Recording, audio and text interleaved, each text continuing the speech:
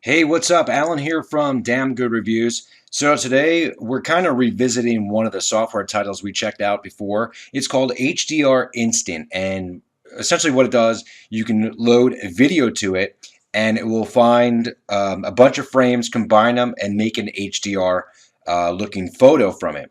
And if you used or exported, photos from video before, they're not always that great, even when they're shot in 1080.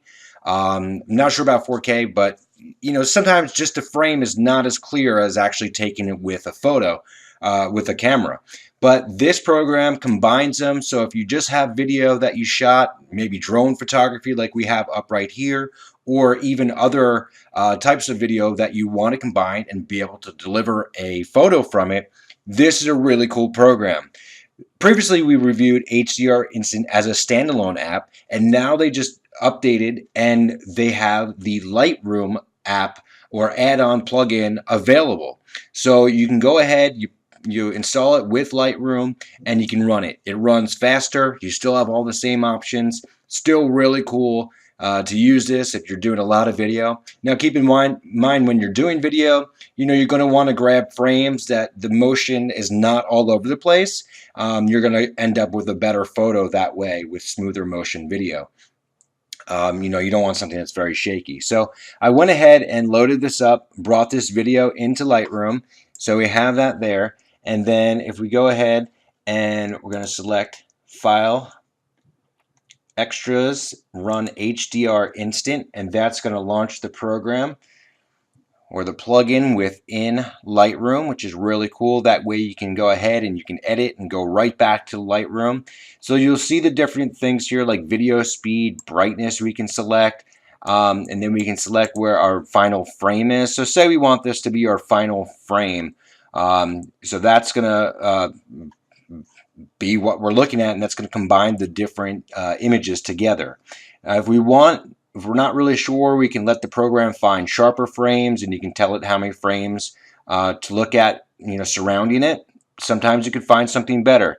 You can also take a look at your histogram, depending on where you want it to actually be, the best setting, and then we're going to click next, and we have our image stacking. So image stacking is just like traditional HDR where you're going to use bracketing, but this is going to look at the surrounding images, and then you can tell it how many images surrounding it you want it to go with. So we're just going to do 2, but you can put in a bunch if you have really smooth video. And then you have your anti-ghosting, so it will look at that. You can customize that setting. Movement estimation, so if you think there's a lot of movement between the frames, you can also do that. And then you can of course align the video. So that's all the settings we need. We're going to go ahead, compute it, let it run. It's going to combine 5 images because we're looking at the one we selected plus the 2 on each side of it to create that final image. Now again, keep in mind you're not going to get the same image that you have if you shot with a DSLR, but you're still going to have something that you could easily deliver to a client or include in another video. So it wants to know, am I satisfied? If so, this image will be automatically imported in Lightroom. Yes, let's go ahead and do that. So what I ran into, I did a few trial runs, and it gives you the option first of a Radiance HDR image. Well, I saved it, and then it gives me an error in Lightroom. Well, the problem is that Lightroom does not recognize .hdr files. Now, Photoshop will, but you are going to get an error if you save it to that. So I don't really like that that's the first option that they give you since it's not really compatible. But there's a lot of other options here that they give you that you can work with. So I'm just going to go ahead. You can save as JPEG. I was told that they recommend TIFF because you probably get a little bit higher resolution from that. We can just do 16-bit. That's fine. So it's going to go ahead, export that back into Lightroom, and then it will give us all the standard options that we need to work with. So I'm just waiting for that to finish up. Images was added to the current catalog. That's not really great English right there. I wish that was updated, but okay, not a big deal. So we have that. We'll go ahead, HDR Instant here.